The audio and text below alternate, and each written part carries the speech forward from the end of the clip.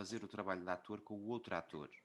Agora, se Sim, e o objetivo que a personagem tem naquela cena? Sim, eu posso não ter texto e tenho que fazer na mesma. O texto, representar não é dizer um texto.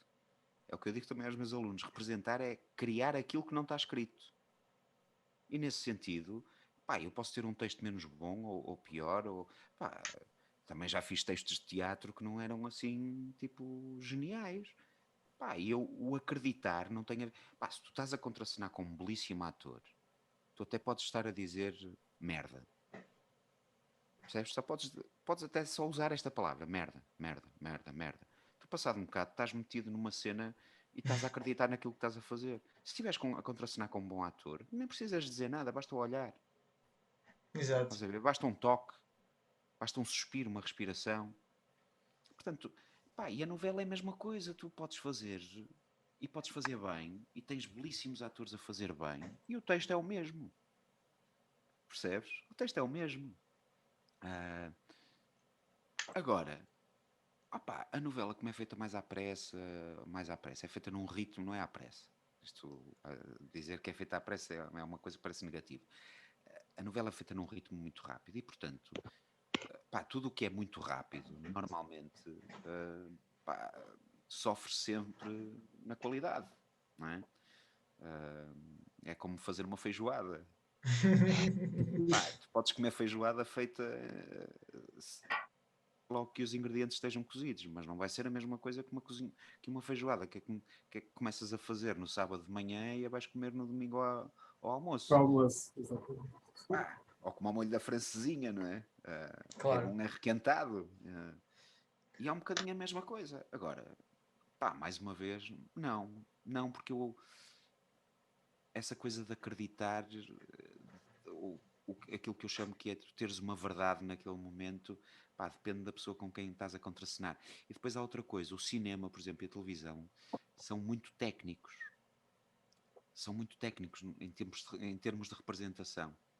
Tu às vezes estás a fazer uma cena, eu vou só dar aqui um exemplo, e tens uma coisa de esferovite gigante aqui, e tens um microfone aqui por cima da perche, e tens mais não sei o que aqui por baixo, e atrás disto ainda tens que estar a ver pelo canto do olho o teu colega, e ele está-te a dar deixas e a contracenar, porque por causa da luz ou de um grande plano, tu tens a câmera aqui, e estás aqui com uma esferovite e com mais um microfone, pá, e tens que te concentrar e só podes usar a cara. E, portanto, às vezes é uma coisa muito técnica e tu tens que tentar ser o mais verdadeiro possível nestas circunstâncias, estás a perceber? Portanto, isso da verdade e de acreditar mais naquilo que estás a fazer. Pá, eu tento sempre, dá-me um prazer enorme representar, porque para mim é um jogo. Eu sou um gajo muito tímido, não pareço, mas sou um gajo muito tímido. E quando estou a representar... Vai-se timidez. Vai-se a timidez como se vai tudo. Eu não sei se vocês sabem disto, mas muitas vezes os atores, por exemplo, isto acontece muito aos atores que fazem teatro, estão em bastidores, antes de entrar em palco, ali nas laterais, já não podem ir ao camarim e dá-lhes vontade de ir ao quarto de banho, fazer um xixi. Já não podem ir ao camarim porque vão entrar em... Já me aconteceu. Foi. Então tu sabes, não é? E depois, Sei. a partir do momento... E tu dizes assim, bom, agora não posso ir ao quarto de banho. Entras em cena, Acabou. a vontade desaparece. E quando sais de cena e podes sair passado uma hora de cena, a vontade aparece outra vez assim. É verdade, isso é mesmo verdade. E portanto, representar para mim é um bocadinho isto, eu saio de mim próprio nesse sentido. Ou seja, o meu foco em mim desaparece. Os meus problemas, pá, se tenho que pagar contas e não tenho dinheiro, ou isto ou aquilo, ou eu pensar qualquer coisa sobre mim ou sobre a minha vida, desaparece, porque eu estou focado numa função que me dá muito prazer. E que normalmente pá, ainda por cima a mim chamam-me quase sempre para fazer de mal e eu adoro. Fazer de mal com os outros é um jogo. E para mim é super divertido. E portanto, seja a fazer novelas, seja a fazer... Agora, se me perguntares, Paulo, mas preferes fazer novelas ou cinema ou séries? É evidente que prefiro fazer cinema e séries, não é? Mas porque tens mais tempo, porque tens outro contacto com os teus colegas. E colocando o teatro aí no meio, qual é que escolheria? Não me trates por você, senão... Qual é que escolhias? Desculpa, tens razão. não posso escolher nenhuns, porque como eu gosto de representar em tudo. E como o teatro, e como eu vejo o teatro, o cinema e as séries mais dentro daquilo que tem os tempos que eu gosto mais e a relação que me permite com os meus colegas e com o resto da equipa, eu prefiro esses, não porque gosto mais de fazer um ou outro, mas porque esses me permitem um tipo de criação e uma relação com as pessoas diferente que a televisão não permite tanto. Opá, eu estou a gravar uma novela agora, um personagem relativamente pequeno, vou eventualmente, imagina, uma vez por semana vou gravar, ou a Lisboa, ou a Braga. Pá, eu conheço 3 ou 4 atores com quem contraceno, a novela tem para aí uns 200. E chego lá, e claro, com as pessoas que tu estás, falas, cumprimentas e não sei o quê, mas gravas e foste embora porque eles não te podem dar muita atenção quando estão a gravar. Dão-te atenção enquanto tu estás a gravar. Quando tu acabaste de gravar, acabou, vai à tua vidinha porque eu agora tenho que dar atenção aos próximos que entraram. O cinema tens outra relação, e isso é mais por isso que eu... Não, isto vai tudo. O teatro, desculpa, só para acabar essa questão, o teatro tu crias famílias, não é? No sentido em que tu passas 2 meses com pessoas, ainda por cima eu faço teatro aqui no Porto, em que conheço quase todos os atores com quem trabalho, porque ou foram meus colegas de escola, ou foram atores que já eram atores e que eu tenho a felicidade de poder contracenar e que os vi no palco quando era estudante. Portanto, é uma comunidade mais pequena, nós conhecemos todos, não é? E normalmente eu vou trabalhar com pessoas que já conheço. E, portanto, quando estás ali 2 meses, tu partilhas tudo, partilhas a tua vida, os teus desgostos, as tuas felicidades, vais almoçar com aquelas pessoas, e depois vais jantar e fazes aquecimento. Lá está, torna-se a tua família. É a tua Ali durante segunda aquele família, tempo. sim, Exato. durante aquele tempo é a tua segunda família e normalmente as pessoas no teatro dão muita mão uns aos outros, pá, somos muito próximos. Eu estava Agora, para. mas diz, Cristiano, diz. Desculpa, Eu tenho uma pergunta a seguir, mas eu também tinha uma questão, mas pode ser a seguir. Só queria referir que eu tinha pensado perguntar-te, Paulo, qual é que seria o teu habitat natural, se seria entre o teatro, a televisão, o cinema, as séries. Acabei por perceber que o teu habitat natural é mesmo a interpretação e não É, restringes a um, basicamente. não, Mesmo a não, resposta que deste sobre as novelas, sim, sim. Não, acho. e é curioso porque eu não, sou ator um bocadinho por acaso. Ah, nem é uma, eu não fui estudar para ser ator. É uma coisa engraçada. Ah, fui Então, acho que podes nos Não, contar, acho que posso, eu gosto. acho que ficámos todos interessados. sim, sim. Não, porque eu houve uma altura que estava a estudar uma coisa que existia na altura que depois dava acesso às belas artes e não sei o que era artes e ofícios. Estava no 11º ano de artes e ofícios. E era uma coisa que fazias serigrafia, pintura, fazias xilogravura, fazias artes, não é? Artes, principalmente artes que depois te davam acesso a tu poderes ir estudar ou para uma escola profissional, por exemplo, podias ir ser tipógrafo, ou podias ser serigrafista, ou podias ser pintor, e depois, pronto. E um dia já estava no 11º ano, e aquilo não era assim a minha cena, eu percebia que aquilo não era o meu meio de expressão. E um dia, numas avaliações, nós espalhámos os nossos trabalhos todos pela sala, e fomos ver os trabalhos uns dos outros. E na minha turma andava um gajo que agora é desenhador de luz, o Pedro Carvalho, PVC, que foi da minha turma, que foi para Belas Artes antes, e só depois é que nos encontramos no teatro, passado uns anos. Éramos vizinhos, fomos da mesma turma. Eu fui estudar teatro e ele, passado uns anos, ainda foi para Belas Artes e voltou. Bem, mas então estava a ver os trabalhos dos meus colegas e comecei a olhar para os trabalhos deles e a pensar nos meus. E só dizia assim: os meus trabalhos são uma merda. Assim, os meus colegas são espetaculares, meus trabalhos ao pé disto não são uma merda. E percebi que não estava feliz, que aquilo não. Ou seja, não é feliz, senti que aquilo não era o meu meio de expressão. Eu Não sabia te que queria. preenchia. Não me preenchia. Eu sabia que queria expressar-me de alguma maneira. Tinha uma banda também, era baterista, tinha uma banda punk, mas também não era a minha cena, sabes? Não encontrava o meu meio de expressão. E nesse aspecto tive uns pais espetaculares. Os meus pais trabalharam a vida toda, desde muito novos, e que para eles até podia ser difícil, e foram espetaculares. E então eu cheguei ao pé deles e disse: olha, pai, mãe, eu preciso falar convosco.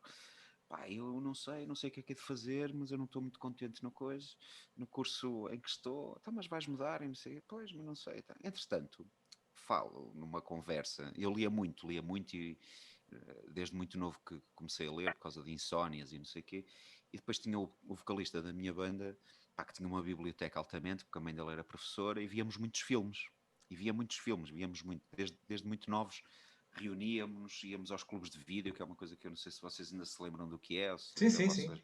se a vossa geração ainda sabe o que Sim. são clubes A de vídeo. minha apanhou, a minha apanhou. Pronto, e íamos todos os fins de semana, íamos alugar filmes e passávamos tardes a ver filmes e íamos ao cinema e não sei o quê.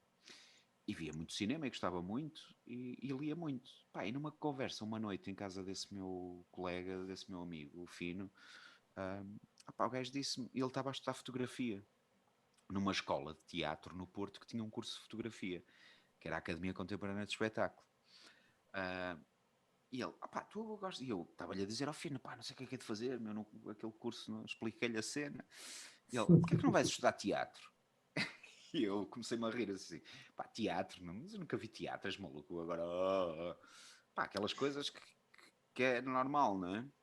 O desconhecimento era profundo, ou seja, ao contrário, não havia conhecimento absolutamente nenhum sobre o que era o teatro. Sim. Nunca tinha ido ao teatro. Acho que tinha ido uma vez com os meus pais ver uma revista à portuguesa e era tão pequenito que acho que adormeci, enfim. E portanto, fiquei assim, eu teatro. E disse assim, olha, eu não tenho mais nada, portanto eu tenho que experimentar alguma coisa, não posso ficar sem estudar, não é? Eu tenho que pelo menos acabar o 12º ano e depois, se tiver que ir trabalhar, vou. E falei com os meus pais, para teatro, os meus pais olharam para mim, mas é isso que tu queres? Os meus pais foram altamente, meus pais têm a 4ª classe e trabalharam a vida Muito toda. avançados para a altura, não é? Tiveram um talho, sempre foram, mas meus pais nisso sempre me surpreenderam muito. Tinham um talho, não é? E portanto, para eles a vida era ou os filhos estudarem para serem doutores, não é? Ou então seguirem os passos dos pais. Mas eles disseram, mas é isso que tu queres? E eu disse, não sei, mas eu tenho que experimentar antes de poder ou ir trabalhar para uma coisa qualquer ou encontrar um curso, para ter um curso que eu goste. E eles apoiaram-me. E eu fui. E no primeiro ano da academia, nós tínhamos as 3 áreas. Tínhamos cenografia, figurinos e interpretação. Cenografia, figurinos, luz e interpretação. E, portanto, tu no primeiro ano estudavas tudo e só te especializavas no segundo. E eu, logo no primeiro ano, percebi que aquilo era o meu meio de expressão. Nos trabalhos que tinha que apresentar com os meus colegas, na forma de fazer. Mas ainda não sabia muito bem se queria ser ator, se não queria. Porque aquilo que mais me fascinou foi, nos primeiros trabalhos, foi ajudar a construir o espetáculo. A pensar em tudo, nas músicas, também a decorar texto, mas também a pensar no cenário e a pensar nisto. E depois nós fazíamos uma apresentação final e no final do primeiro ano os vários professores diziam-te, aconselhavam-te a seguir determinada área porque eles achavam que tu se calhar ias dar mais frutos como ator ou como cenógrafo, não sei. E na altura eu tive um professor de interpretação que disse, tu não serás ator porque pensas muito, nunca serás ator, pensas demais. Outro que me disse, por mim, acho que sim, podes ser ator se quiseres. E depois tive um professor de cenografia que me disse, tu tens que ir para a cenografia porque eu também já vinha do outro curso de arte e design e, portanto, desenhar, já tinha alguma facilidade em pensar o espaço e não sei o quê, portanto, e acabei por seguir cenografia, porque nem sequer sabia se queria ser ator ou não, e fui para cenógrafo. Trabalhei 10 anos, aliás, depois arranjei uma bolsa de estudo, e como gostava muito de cinema e de efeitos especiais, ainda fui estudar efeitos especiais de caracterização para Madrid, uma bolsa de estudo, e depois voltei e ainda trabalhei quase durante 10 anos como cenógrafo, figurinista e aderecista. E trabalhei com quase todas as companhias aqui do Porto. Só que depois eu continuava a ter um grande... Não é isto. Não é isto. Não, era isto. Mas Era isto. Mas podia ser melhor. Eu estava feliz. Tinha encontrado a minha cena.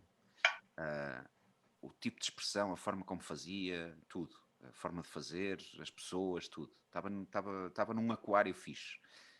Mas eu tinha uma grande vontade e tinha uma grande curiosidade em ensinar, em dirigir, construir espetáculos. Isso era a minha grande cena.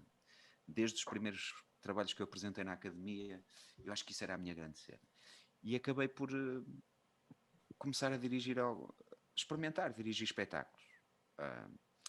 E dirigi um espetáculo com o Valdemar Santos, que é um atorzaço, um gajo de uma geração um bocadinho mais velha, mas que é um atorzaço, que aceitou fazer aquilo comigo, porque nós conhecemos assim por acaso, também apresentado por esse meu colega que disse para eu ir estudar teatro, e criámos uma relação quase de amizade, gostávamos das mesmas músicas, dos mesmos textos, das mesmas coisas, eu e o Valdemar. Eu apresentei-lhe aquele projeto e ele, ganda maluco, disse logo, vamos lá fazer isto. E fizemos e trabalhamos depois com mais duas pessoas muito boas, com o Zé Carlos, que fez a luz, e o Luís Ali que fez o som. E o espetáculo foi brutal e muita gente gostou daquilo. Que espetáculo foi já agora? Era um monólogo inspirado num livro do Victor Hugo, que é O Último Diário de um Condenado à Morte. Sim, já sei. Então era um monólogo, uma adaptação que eu fiz do texto. E aquilo correu muito bem, deu-me um prazer fazer aquilo que eu disse, é isto que eu gosto. Na realidade, eu gosto mais disto do que de fazer cenografia. E depois pensei assim, ok. E eu com o Valdemar percebi que tinha muitos handicaps a dirigir atores.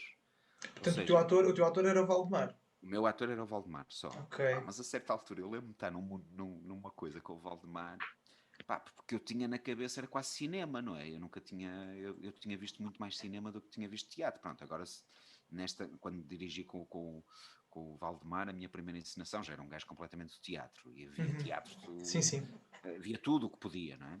Porque tinha sido estudante, e nós como estudantes via tudo e lia muito, comecei a comprar montes de livros, porque eu comecei a trabalhar ainda como estudante. Comecei a fazer cenografia ainda como estudante, porque os professores curtiam, porque eu era um gajo trabalhador e interessado, e chamavam-me. Ótimo. E então, eu com o Valdemar, a certa altura ele vira-se para mim, porque eu estava a dirigi-lo, e ao pé dele dizia-lhe como é que ele devia pôr os dedos. E ele a certa altura, chateou-se um bocado, disse assim, porra, Paulo, tu tens que me dar espaço, porque como ator tu não me podes vir a dirigir ao ponto de me querer, isto não é cinema, tu não vais filmar a minha mão e eu não vou ter a mão sempre aqui. Pronto, e eu tinha uma cena, que era muito cinematográfica na minha direção, e queria que os atores fizessem uma coisa, e pensei assim, eu tenho um handicap, eu não posso trabalhar com os atores assim, se o Valdemar me disse isto, é porque os atores precisam de outras coisas. Então decidi estudar encenação, mas não havia cursos de encenação aqui no Porto. E eu, entretanto, nessa altura fui pai. E não podia ir para fora, nem podia ir para Lisboa, nem nada, não é? Então decidi ir estudar interpretação para a ESMAI. E concorri para a Escola Superior de Teatro. Concorri, entrei. Com que idade, já agora? 24, ou 25. Eras pai com 25. Fui pai que é uma coisa um bocado assombrosa para a nossa geração. Fui pai e nessa altura entrou para a ESMAI. Para a minha também. Ainda por cima. Entrei para a ESMAI e depois comecei, mas estava a fazer o curso, mas nunca estava a pensar, eu tenho que fazer isto bem. Se calhar por isso é que depois aconteceu o que aconteceu, mas eu nunca quis agradar os meus professores como ator, ou a pensar, será que eu sou bom a fazer isto? Será que...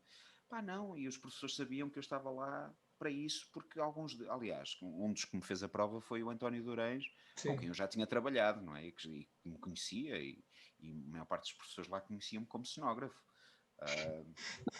Olha, o que estás aqui a fazer? Foi um bocado assim. Sim, e eu disse-lhes, olha, eu venho para aqui, não quero tirar o lugar a atores, como é evidente, mas eu quero ser encenador e quero perceber como é que trabalham os atores. Só que eu fiz das provas e fiquei em segundo lugar nas provas. E pensou, se calhar tenho que repensar isto. Não, entrei, porque eles não podiam recusar, não é? Porque eu fiquei em segundo lugar. Entrei e sou da turma do Pedro Frias, não sei se vocês sabem quem é o Pedro Frias, da Patrícia Queiroz e assim de uma malta. Do Ivo Bastos, de Espalmilha, que também era da minha turma. Portanto, fiquei assim numa turma ainda por cima de gente porreira. Mas sempre nesta coisa de fui fazendo o curso, e a certa altura o Nuno Preto estava a fazer uns espetáculos de café-teatro na Maia. onde foram até os Também era da Palmilha. tua turma, o Nuno, já agora. Não. O Nuno era da turma do Rodrigo Santos, de Espalmilha. Era um pai 2 anos, eu estava no segundo e ele já estava... Não, eu estava no primeiro e ele estava no segundo, portanto era do ano anterior. Do ano, sim. E nós, claro, demos todos ali muito bem, não é?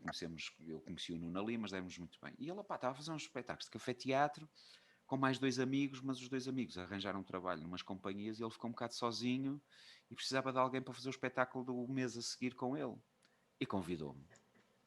E eu precisava de guita, não é? Eu trabalhava, continuava a trabalhar, continuava a tentar...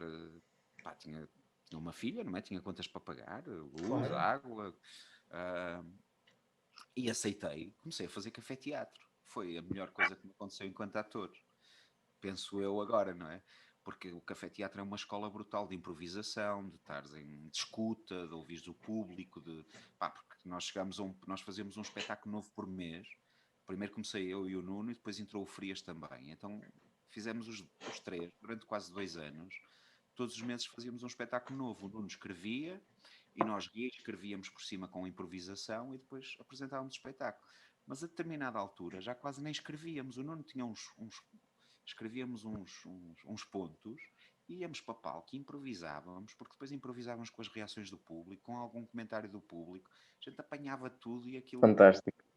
E pronto, e tínhamos momentos melhores, outros piores, não é? Dependia dos espetáculos. Natural. Dependia de nós e do público também. Mas foi uma escola brutal como ator. Porquê? Porque me deu-me quase tudo, esta coisa de estar à vontade, de ter prazer, de estar a gozar com o que estou a fazer, do momento, de estar ali naquele momento,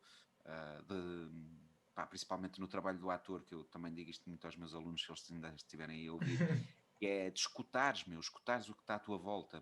Tens que estar focado e concentrado no que estás a fazer, mas ao mesmo tempo tens que estar concentrado e focado em tudo o que se passa à tua volta. Porque tudo é possível apanhar tudo para construir qualquer coisa. E no café-teatro, então, isso era brutal. Por exemplo, imagina, tu dizias uma piada, alguém que se ri passar 3 segundos, tu não vais deixar passar aquilo. Claro. ou tu estás no meio de uma cena qualquer, alguém deixa cair um copo, tu não podes deixar passar aquilo. Tu vais aproveitar para brincar com aquela pessoa do público. Claro. Não sei quanto tempo. É muito o que acontece no stand-up comedy. Aproveitam muito. Sim, exatamente. É a mesma coisa, só que ali tens um guião, não é? E Exato. o gajo só a contar piadas. Só. Atenção, respeito muito e dá muito trabalho. Claro. É mais teatro, não é? Mas o princípio é o mesmo, sim. É esse princípio de apanhar. Sim. E nesse sentido, ele foi uma escola brutal. Tudo é material. Pronto, e depois, nesses espetáculos, eu fui visto por alguém, ou alguém falou de mim a alguém, a um encenador, e vieram-me convidar para fazer um espetáculo como ator, e eu, vamos lá. É quase como os jogadores de futebol, não é? Mas a coisa que me fez pensar assim, eu se quiser ser ator, posso ser ator, foi um projeto que nós ali na ESMAI, para além das aulas regulares, tínhamos professores que vinham e que te davam um projeto como se fosse como se fosse uma espécie, agora chamam-se FCTs, que é Formação em Contexto de Trabalho, como se fosse, como se tu fizesses um projeto profissional, só que na escola, ou seja, paras as aulas durante 4 semanas e só estás a trabalhar com um encenador e com os cenógrafos e os cenógrafos com um professor de cenografia e constróis um espetáculo. E foi um encenador, que é o Rogério de Carvalho, e fizemos uma coisa do Chekhov, a Gaivota, e eu fazia um dos personagens principais. E foi engraçado, porque uma professora minha de cenografia da academia foi ver, e chega ao fim, eu estava a sair e estava o público todo, já vinha com a minha roupa, e ela vira-se para mim e disse assim: "Oh Paulo, estás aqui, vieste ver o espetáculo também?" E eu assim: "Oh Cristina, estás a brincar?" E ela: "Mas porquê? Não vieste ver?" E eu: "Oh Cristina, eu entrava no espetáculo, era outro." E ela ficou assim: "Não, eu não te reconheci, Paulo." E pronto, eu acho que isso não foi pelo facto de ela não me reconhecer, mas foi pelo facto de eu perceber que podia fazer uma coisa sem que as pessoas olhassem para mim como sendo o Paulo. Ok, muito interessante. No sentido de não ser eu. Okay? Não ser eu não é esta coisa, não sou eu, sai de mim. Não, sou sempre eu. Mas as pessoas não me verem como o Paulo só. Verem-me como um personagem. Sim, Quer dizer, no facto, é isso não me reconhecerem também, não é? No fundo é isso. Mas isso dá-me um prazer enorme, por isso é que eu gosto de me transformar, quando faço um papel qualquer, se tenho possibilidade, gosto de me tentar transformar o máximo possível. Eu não quero que as pessoas me reconheçam. Eu quero que as pessoas vejam ali outra pessoa. Quero que as pessoas vejam ali, que entrei na ficção. Mesmo sabendo que é o Paulo, mas há atores que tu vês e dizes assim, olha, este ator a fazer este papel, está muito bem. E eu prefiro, ou tento ser, aqueles atores que as pessoas nem se lembram muito bem quem é. Lembram-se do personagem. De repente esquecem-se que é aquela pessoa também acontece. Sim, eu tento fazer isso. Eu tento ao máximo que isso me aconteça. E tornei-me ator um bocadinho porque depois me começaram a convidar para trabalhar como ator e deixaram-me convidar como cenógrafo. E comecei a trabalhar... Não, e porque depois fundei uma companhia que era o Mau Artista, com o Nuno e com o Pedro Frias. E depois com mais gente. Isso é que é o verdadeiro triângulo, fogo. Sim, e montámos uma companhia e tivemos para aí 2 ou 3 anos com a companhia, mas depois, claro, mais uma vez, não temos apoios para os jovens artistas, para os jovens criadores, para os emergentes, para os que estão a começar, a não ser, às vezes, os cineteatros, os teatros municipais que têm algum dinheirinho para os emergentes, mas que dão aos emergentes amigos, percebem? Dão aos emergentes que eles gostam. E é preciso dinheiro para a geração que agora são os meus alunos, que acabam de trabalhar e que querem começar a fazer. É preciso que o Estado tenha dinheiro e não chega a 1% para a cultura, porque senão esta gente vai desistir toda, ou não tem, que foi o que nos aconteceu a nós. Ao fim de 2 anos, não tínhamos apoios do Estado, não tínhamos nada, e ainda assim fizemos um espetáculo que correu o país todo, ainda foi a festivais lá fora e tudo. Mas não dá, não é sustentável, claro. Porquê? Porque depois tens o Pedro Frias, que é um ator brilhante, tens o Nuno Preto, que é um ator brilhante, começam a ser convidados para ir para outras coisas, e tu depois tens que pagar contas, não podes estar sempre a sustentar uma companhia que não tem apoio e que não tem dinheiro. E a companhia acabou por desaparecer e pronto, cada um de nós está a fazer o seu caminho diferente, somos amigos na mesma, e a coisa acabou porque não havia dinheiro, porque senão nós tínhamos estado a fazer o nosso trabalho. Hoje em dia, se for, era possível. Um bocado por causa disso. Mas era possível hoje em dia voltarem a fazer a companhia? Acham-se com disponibilidade mental? Já falámos nisso, sabes? Mas depois, por exemplo, o Nuno tem um projeto muito engraçado dele agora. O Nuno é um músico extraordinário também. O Nuno é um gajo muito criativo. O Nuno é um artista na acessão verdadeira da palavra, ou seja, não é um gajo que é só ator ou que é só encenador. O gajo é músico, o gajo faz tudo. O Nuno é um criativo. Eu acho que o Frias, e já falámos sobre isto, acho que não vou cometer uma inconfidência, o Frias ele próprio acha que a cena que mais prazer lhe dá é representar, é ser ator. E eu sou um gajo que gosto de encenar e que gosto de representar. E portanto, todos nós temos assim umas coisas, mas o Nuno está num projeto que é um projeto dele, onde ele põe estas coisas todas dele em prática. O Frias é um ator que está sempre a trabalhar, não é? E portanto é muito difícil a gente conseguir juntar-se. É interessante que eu com o Pedro Frias, eu vi na altura o Veraneantes, que ele fez do Nuno Cardoso, se não estou em erro. E depois, anos mais tarde, vi numa coisa do Vítor Hugo Pontes. E foi tipo... Da dança. Exato. E foi tipo... Este é o mesmo. Eu até fui outra vez ver a folha de sala para ver se estava enganado, mas não, é o Pedro Frias. O Pedro é inacreditável como é que. Não é? Eu quase que desistia da minha vida. Sim. Foi ali, olha, o que é que eu estou aqui a fazer? Estou a estudar para quê? Já há destes, não vale a pena. Mas isso a gente pensa sempre, mas sim, nós somos todos diferentes. Nós somos sim, claro. Eu digo isto então de brincadeira. O Frias de facto tem. Mais ou menos. Mais ou menos, sim, o Frias tem uma coisa extraordinária que é o gajo é um trabalhador brutal. Houve uma altura que eu lembro quando estávamos a estudar ainda que ele achava que bastava só, estás a ver? Porque é um gajo muito criativo também. Sim. O Frias na improvisação é brutal. O Frias é capaz de estar a improvisar numa mesa de jantar, começa a falar e começa a brincar e cria um personagem e improvisa coisas sobre coisas que tu dizes durante... já tivemos a rir às gargalhadas 45 minutos com o Frias a meter-se com cada um da mesa e a dizer, mas a gozar com as calças, com o corte de cabelo, com a barba, com os olhos, coisa com tudo. Só que houve ali uma altura que achava que aquilo chegava. E eu lembro de falar com ele e dizer assim, Pedro, é que isto é preciso trabalhar à série. E o Pedro, eu acho que percebeu isso. Foi trabalhando, não por eu lhe ter dito, mas Sim. foi trabalhando A certa altura. foi percebendo que se não pegasse naquilo que ele tinha como diamante bruto e o lapidasse, que podia ficar sempre no mesmo sítio. Pá, e o Pedro percebeu isso, porque é um gajo super inteligente e é um ator. Pá, eu digo-te uma coisa, eu às vezes tenho pena que o Porto e Lisboa estejam tão distantes, porque Lisboa tem muito mais teatro, não é? O Porto tem 4 teatros que são do Estado e depois não temos teatros pequeninos, temos muito poucos. E Lisboa tem montes de teatros. E eu tenho pena que não haja mais gente a ver os atores que há aqui no Porto, que são maravilhosos.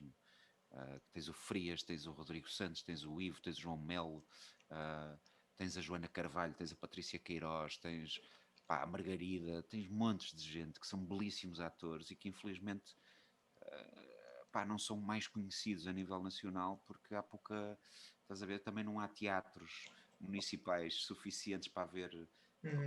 E não tem likes suficientes também é essa a verdade. Não tem likes suficientes, exatamente. Sim, é importante, mas mesmo assim, sim, é importante, mas há pouco intercâmbio, por exemplo, entre os teatros de Lisboa e do Porto. Há muitas companhias a vir ao Porto mostrar o seu trabalho, mas depois não há companhias do Porto a ir lá embaixo a Lisboa mostrar o seu trabalho, são muito poucas.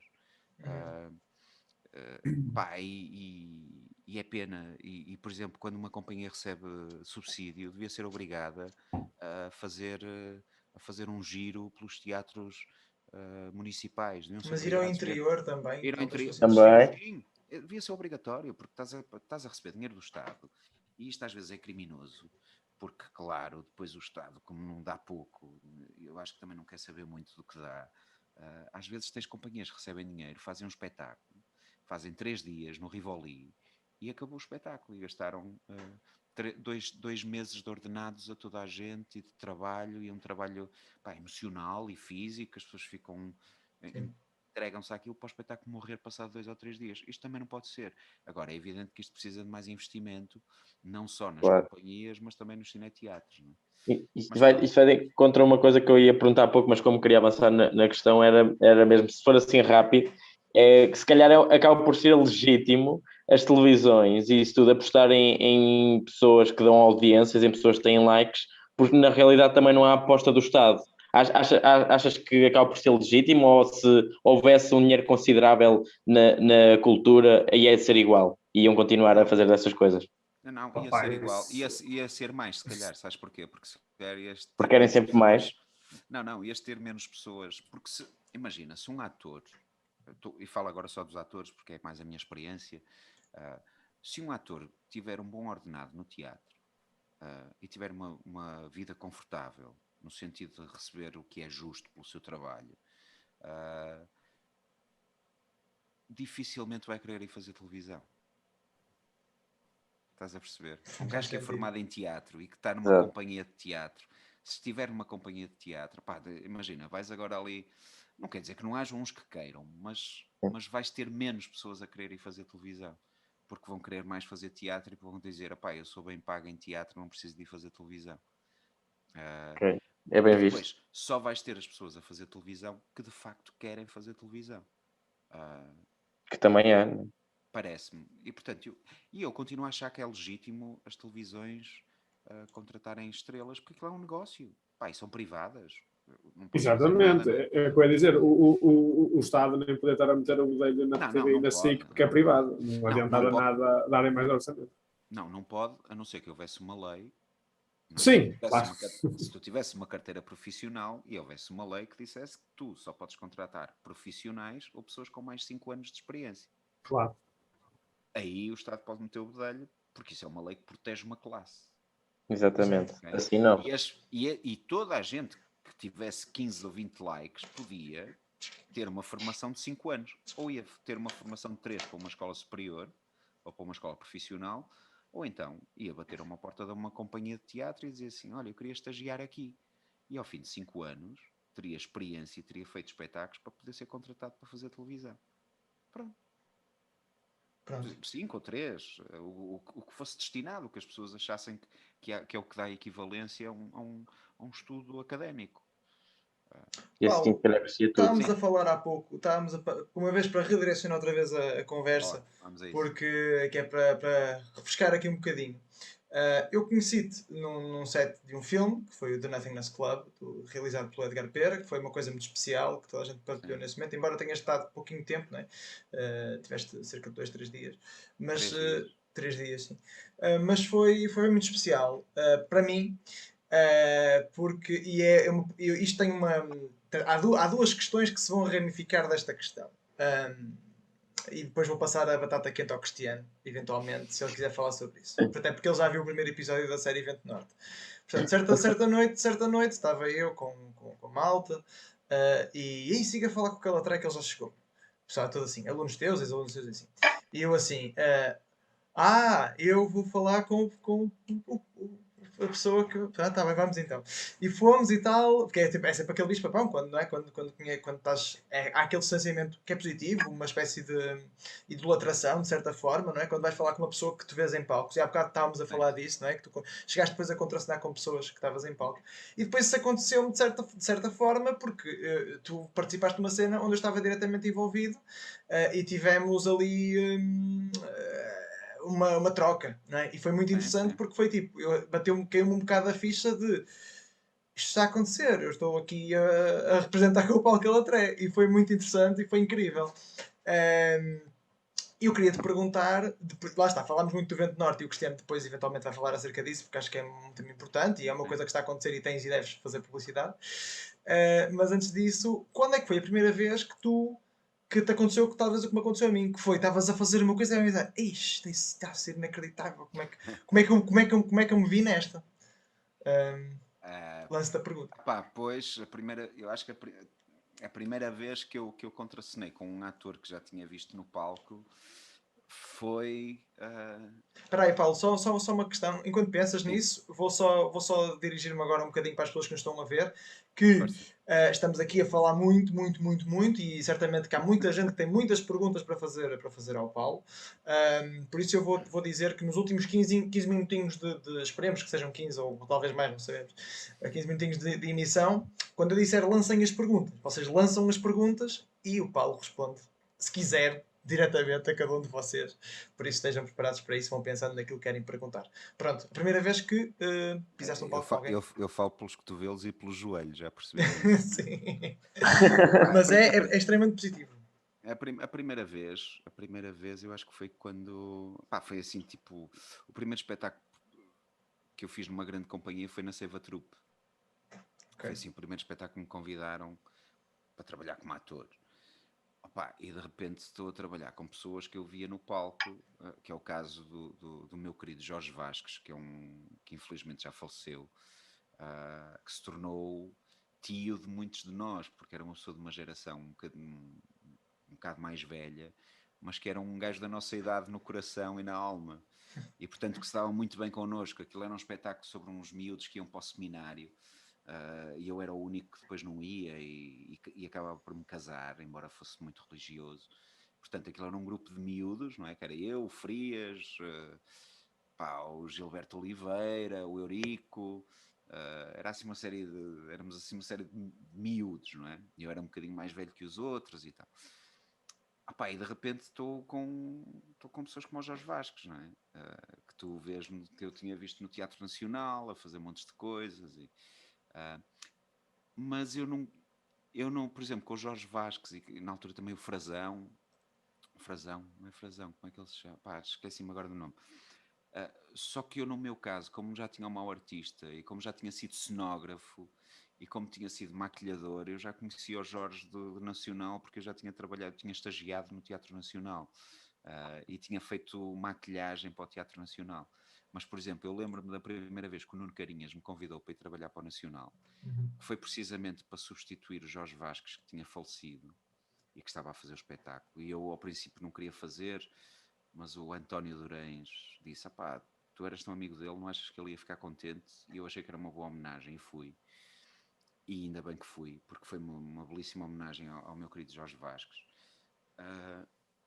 E de repente eu lembro-me de algumas pessoas lá olharem para mim e dizerem assim, o que é que estás aqui a fazer? Vens-nos maquilhar? Estás a ver? Mas pronto, tive isso se calhar um bocadinho mais tarde, por exemplo, na televisão, no cinema. As primeiras vezes que fui fazer cinema, tive essa cena e eu sei qual é a sensação, não é? De um gajo ficar assim, tipo, já agora estou a contracenar com esta pessoa, pá, espero que isto corra bem, porque há um misto de nervosismo e de reverência e de chegares lá e de estás bom, São Paulo, Exatamente. e de repente as pessoas são como se calhar tu depois sentiste que eu era, são uns porreiraços. É isso, foi. São seres humanos também. Agora estão-me aqui a gabar a dizer são porreiraços. Não, mas são seres humanos, de facto. Não, mas és, sem dúvida alguma. Claro que pelo meu caminho já encontrei pessoas que são vaidosas e que têm um ego, pá, mas... Não tem a ver com a profissão nem com a área, tem a ver com as pessoas em si, né? Sim, mas é uma minoria. Pá, e essa reverência que eu também sinto e esse nervosismo, e às vezes ainda me acontece, se for aqueles atores que tu dizes assim, este gajo é um gajo do caraças. Mas depois tens que fazer o clique, e é aquilo que eu te digo, depois quando tens de mandar para os leões, não é? Não, depois quando começa acontece-me aquilo que falava há pouco, que sais, exato, não estás cá, portanto, o Paulo deixa de existir. Sim, passa a ser uma contracena, passa a ser e eu tenho uma coisa que eu faço muito nos sets de filmagem, que eu não gosto muito de estar há pessoas que são mais... Eu sou tímido, já vos disse há pouco, e não sou um gajo muito expansivo. Sou aqui, a falar, se tivéssemos numa esplanada, estava também assim. Mas não sou de chegar a um sítio onde não conheço onde não conheço as pessoas, não sou um gajo de falar muito. Então, como não sou um gajo de falar muito, fico muito na minha cena e depois concentro-me muito naquilo que vou fazer. E quando estou a fazer cinema, então, eu tento estar num estado próximo daquilo que é o estado do personagem ou daquilo que ele vai gravar, e portanto não me dou ares de muita conversa nem de muitas cenas e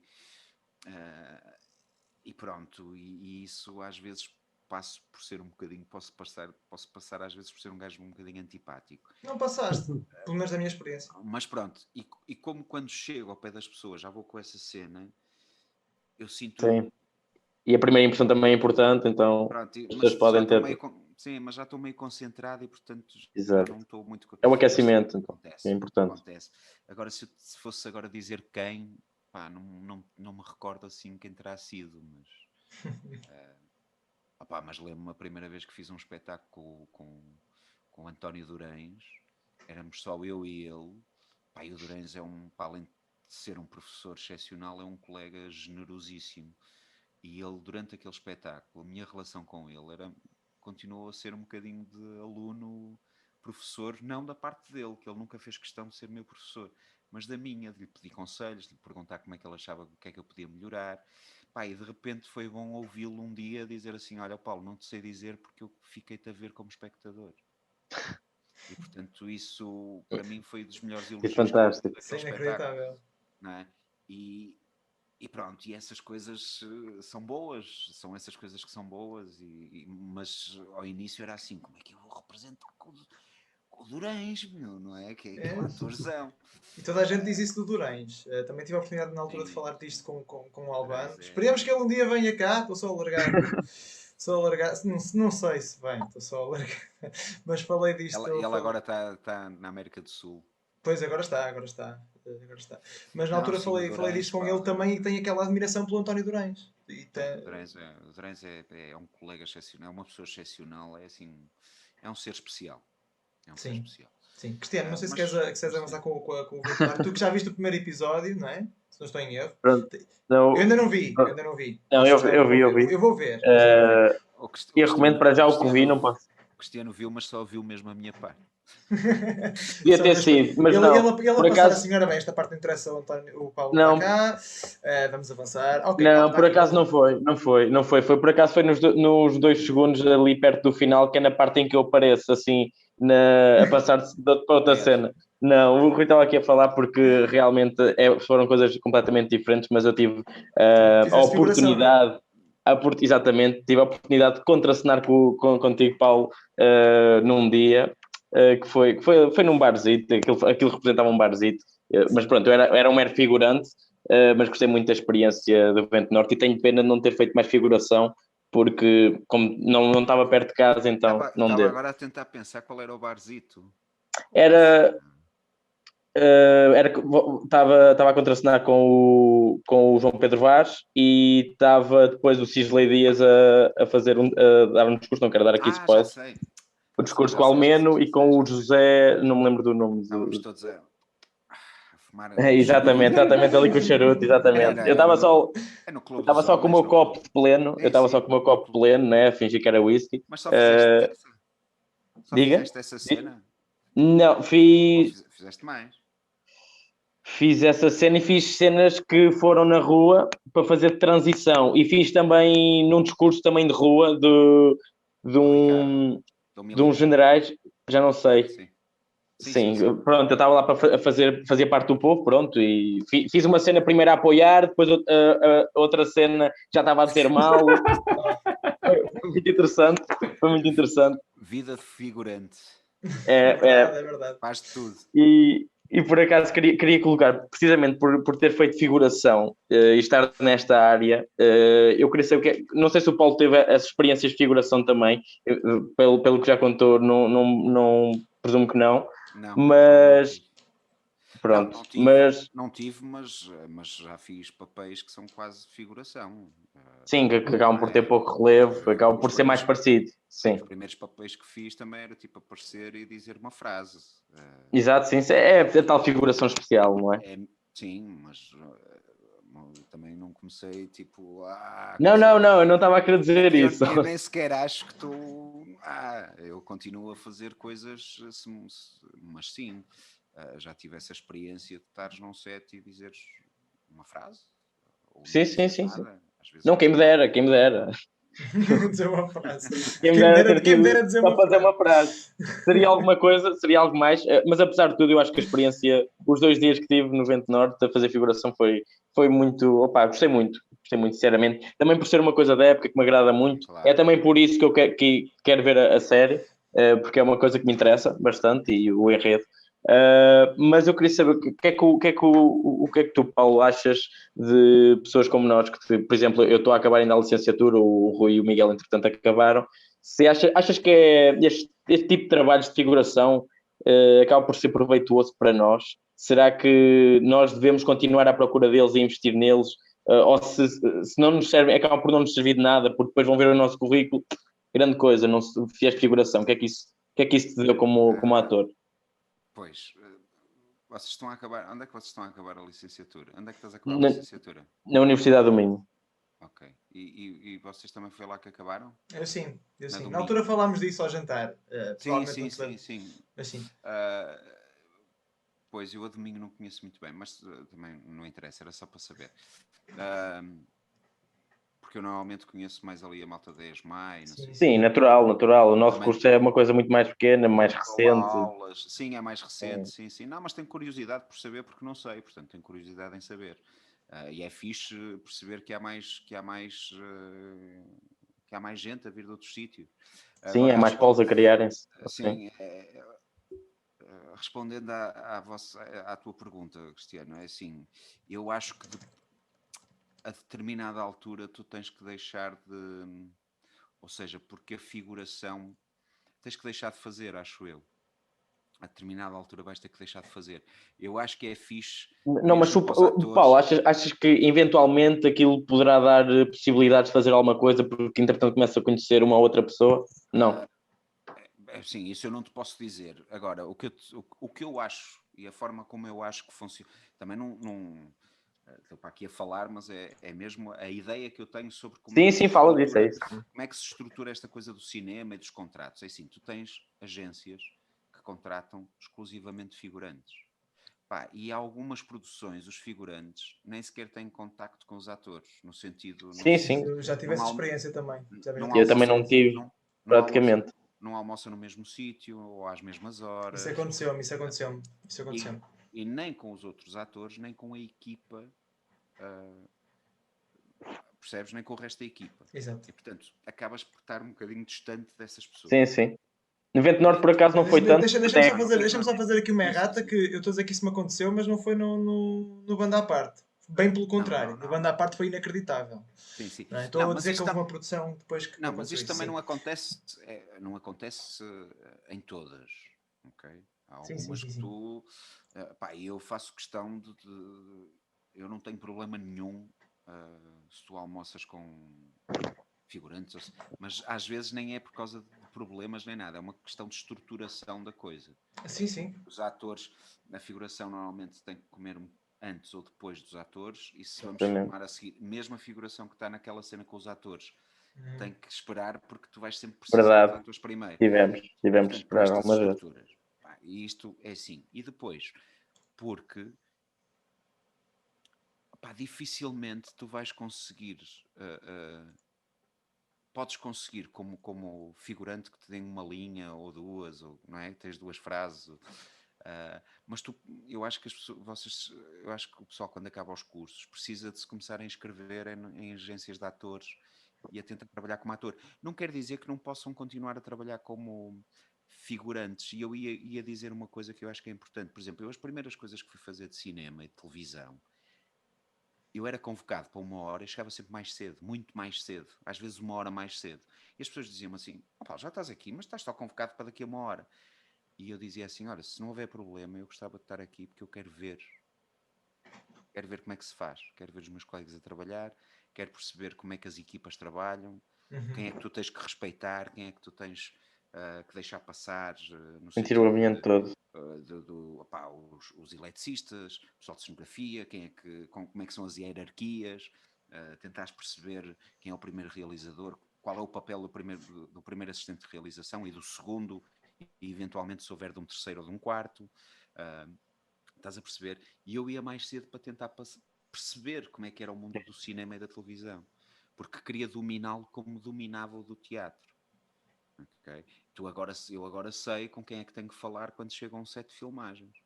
Não me adianta perguntar à primeira pessoa que passa com uma tábua nas costas, dizer: olha, eu sou ator, venho fazer não sei o quê. Que ele vai olhar para mim e dizer: e eu tenho a ver com isso.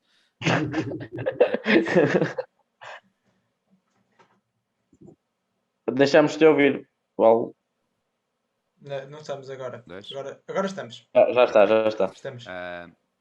É o meu microfone que se cansa às vezes. Agora eu já sei, pego numa folha de serviço, já sei com quem é que tenho que telefonar, Exato. Ou quem é que tenho que chamar, ou quem é que chamo quando chego.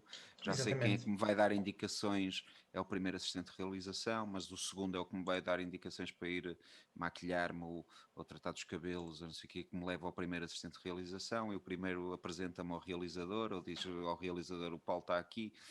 Percebes? E essas dinâmicas.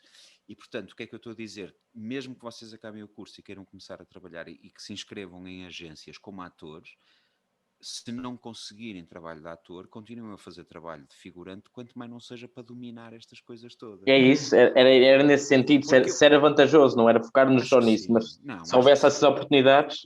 Acho que sim. E será sempre vantajoso. Sabes porquê? Porque, por exemplo, eu acho cada vez mais que a televisão e as séries estão a perceber, que era uma coisa que não acontecia há uns anos atrás, que preferem investir numa pessoa ator para fazer uma cena pequena que só tem uma fala ou duas, do que pegar num figurante e dizer: olha, diz aqui 2 frasesitas. Estás a ver? E então, se tu tiveres, se de repente, eu não estou a dizer que isto não aconteça, imagina que... Mas sim, eu vi na Vento Norte acontecer, por acaso. Ainda meterem lá um figurante. Não, às vezes acontece. Okay? Mas cada vez menos, porque sim. No Vento Norte tiveste gente a ir lá fazer uma sessão a dizer 2 frases e eram atores. Sim. Portanto, eventualmente pode ter sido uma coisa de recurso ou não sei o quê. Acho que aconteceu pouco ali. Mas claro, e acontece, continua a acontecer e é válido, não tem problema nenhum. Agora, também te pode acontecer, e eu não digo que não, mas também acho que é muito raro em Portugal que isso aconteça, que é, tu imagina, chamam-te para dizer 2 frases e de repente o realizador diz assim: epá, tu és fixe, e fala contigo e pergunta-te: olha, tu até tens boas capacidades. Eu sou ator, estudei, fiz... E ele diz: olha, porreiro, pá, deixa-me ficar o teu nome.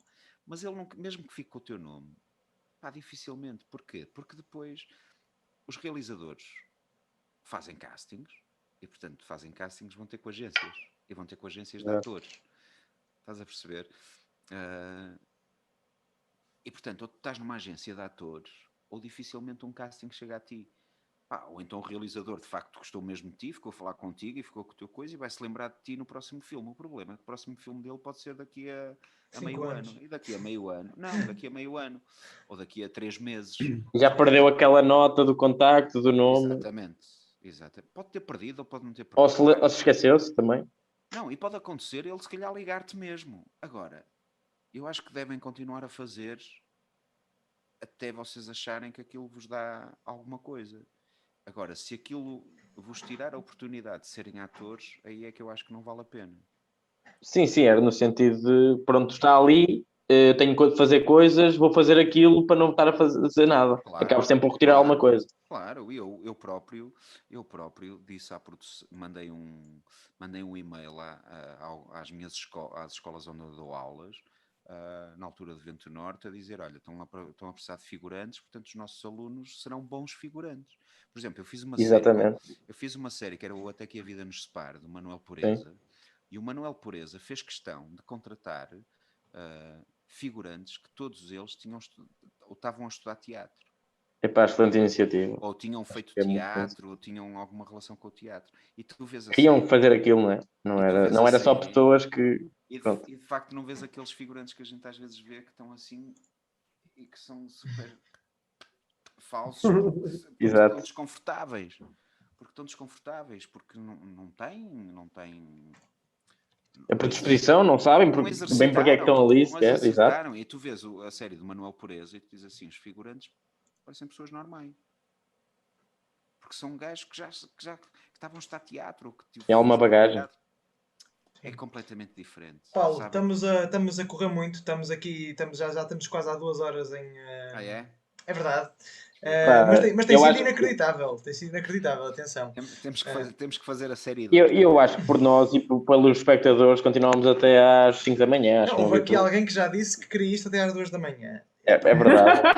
Houve mesmo, não estou a brincar. Deve ser uma pessoa muito sozinha. Pronto. É o José Dias, portanto eu acho que se sente sozinho. É o Rabanete. Lembras-te do Rabanete, do filme, do Nothingness Club? Que havia aquela fala que dizias, e o Rabanete, como é que sabe? Pronto. Ele depois passou a vida toda dele, foi essa fala. Ele andava a repetir isso sempre, não sei o quê, o Rabanete. E depois obrigava-me a fazer de Paulo, Calatré, e para ele dizer a fala dele. Era terrível. Pronto. Também aqui uma espectadora a dizer que quer segunda parte. Parte 2. Eu acho que é bem pensado até. Eventualmente, se isto... Pronto. Eventualmente, numa outra altura, falamos de... É mais 2 horas de outra coisa qualquer. Entretanto, Miguel, não sei se tens alguma questão para... Tenho a minha da praxe sempre. Manda vir a que é se tens algum método enquanto ator, pelo que percebi há bocado, se calhar não. Mas gostava de saber mais sobre esse assunto. Método.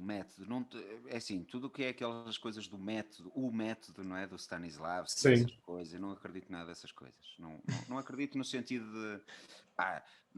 não acredito para mim. Claro. Ou seja...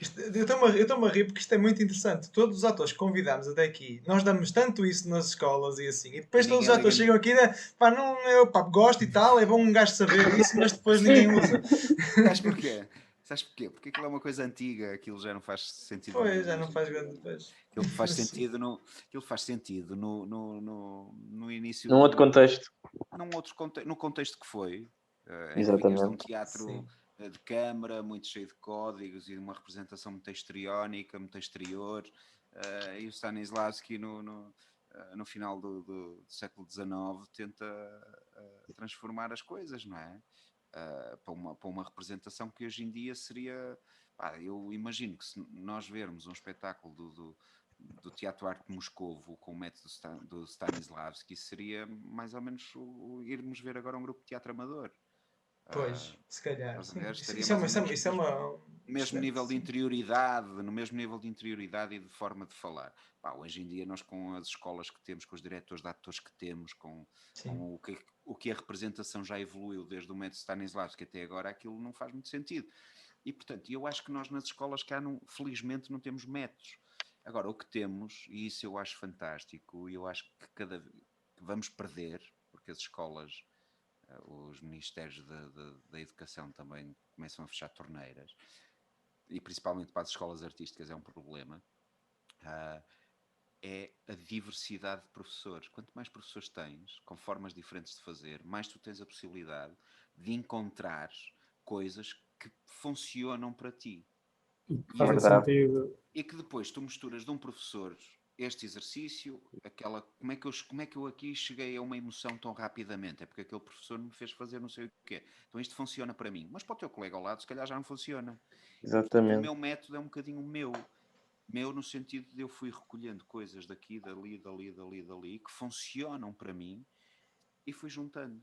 Mas eu acredito muito, por exemplo, eu quando eu dou aulas, não é? E dou muito aulas de improvisação, e dou muito aulas de trabalho de ator, de direção de atores e não sei o quê. E o meu grande trabalho, e que eu gosto mesmo dentro da encenação, é dirigir atores. Isso é a coisa que mais prazer me dá. E o que eu digo sempre aos meus atores e aos meus alunos é: